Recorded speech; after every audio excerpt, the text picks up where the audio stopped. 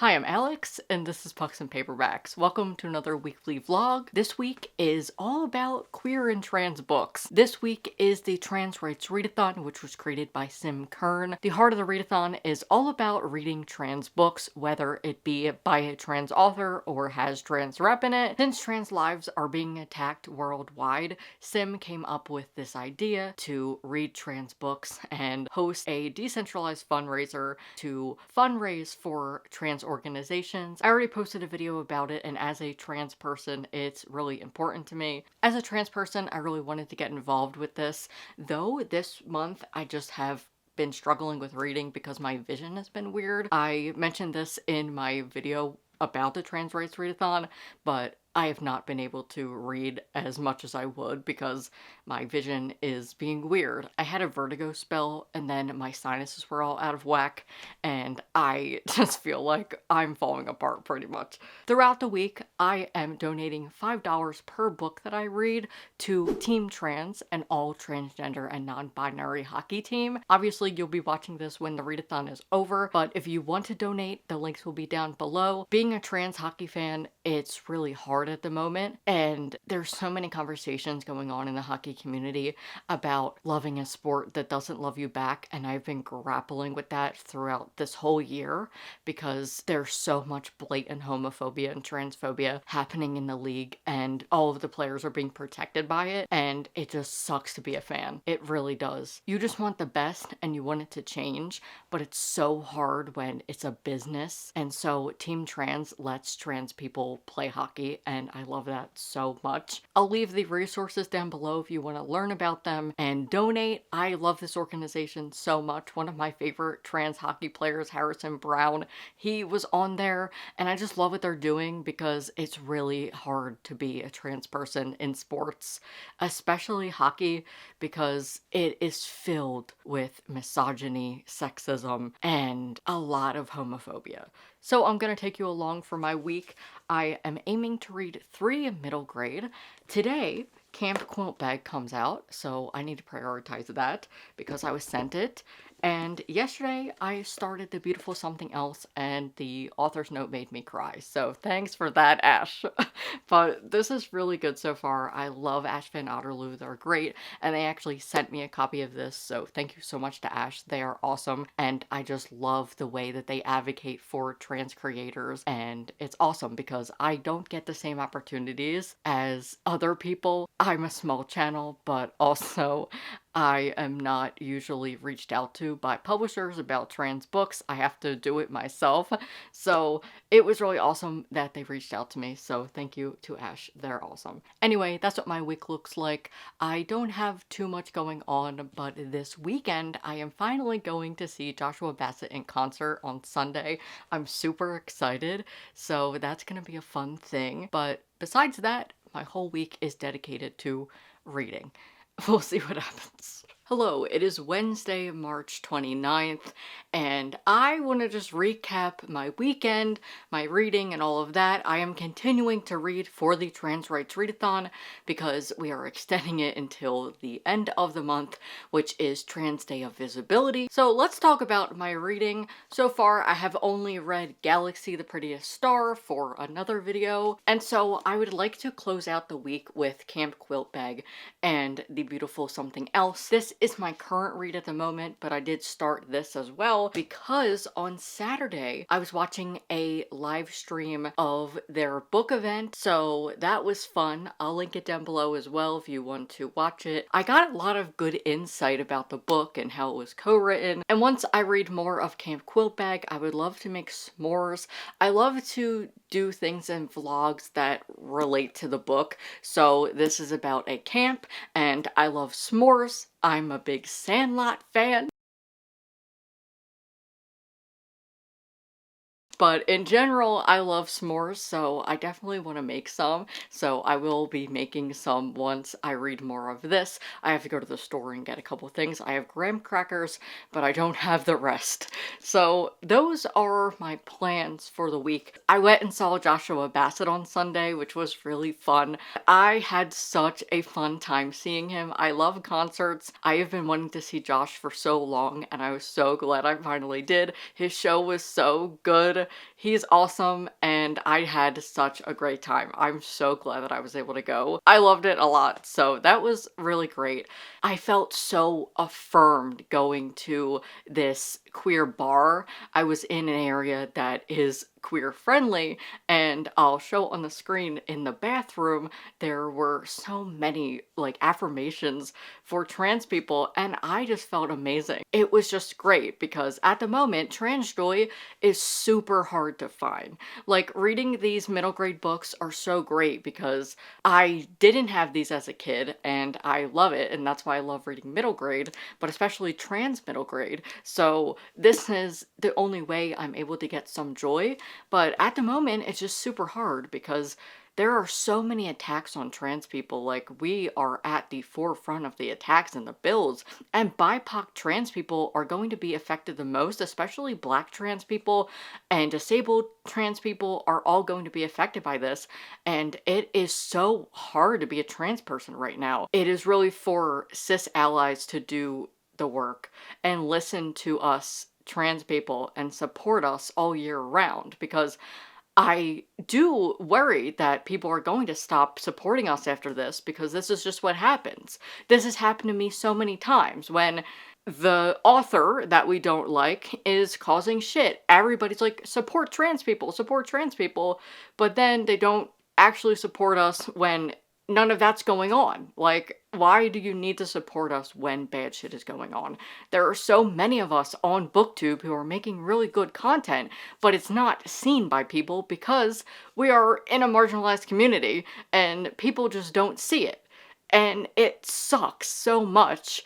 It's really hard to like feel happy during these kind of situations, because it's like we're all reading trans books because trans people are being attacked, which I love that people are here to support us, but I'm just hoping that it doesn't end here. And this happens so much that people will follow me because I'm trans, and then I will see the dip that nobody watches my videos. So if you're going to subscribe, at least subscribe for the actual content rather than just being a number, because that doesn't help me. It doesn't help any of us grow, in the sense that publishers will be able to send books to us. There are some requirements from publishers that you need to have over 3,000 followers to actually have a book sent to you.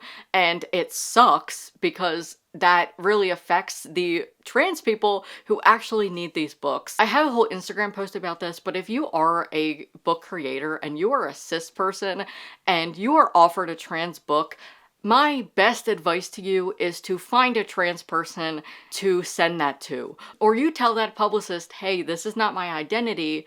Here's another trans person that I think would benefit from this. Here's a trans reviewer that would like it, because a lot of us are not given those opportunities. Most of the arcs that you see in my videos are my own doing.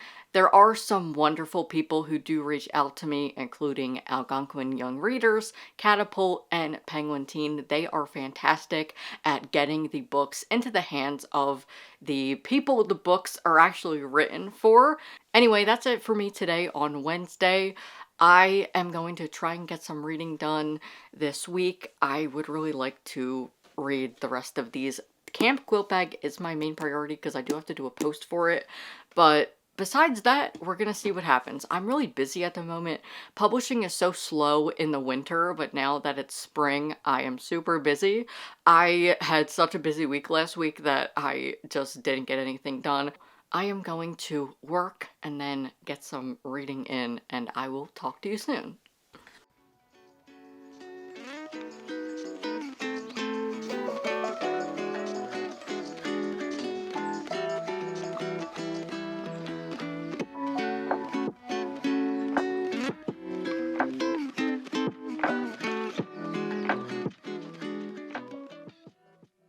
It's almost the end of the month, and after a month of hell, I am here to wrap up this vlog and give you all my thoughts on Camp Quilt Bag. I really enjoyed this. I will be linking my full review down below because I did do an Instagram post for this.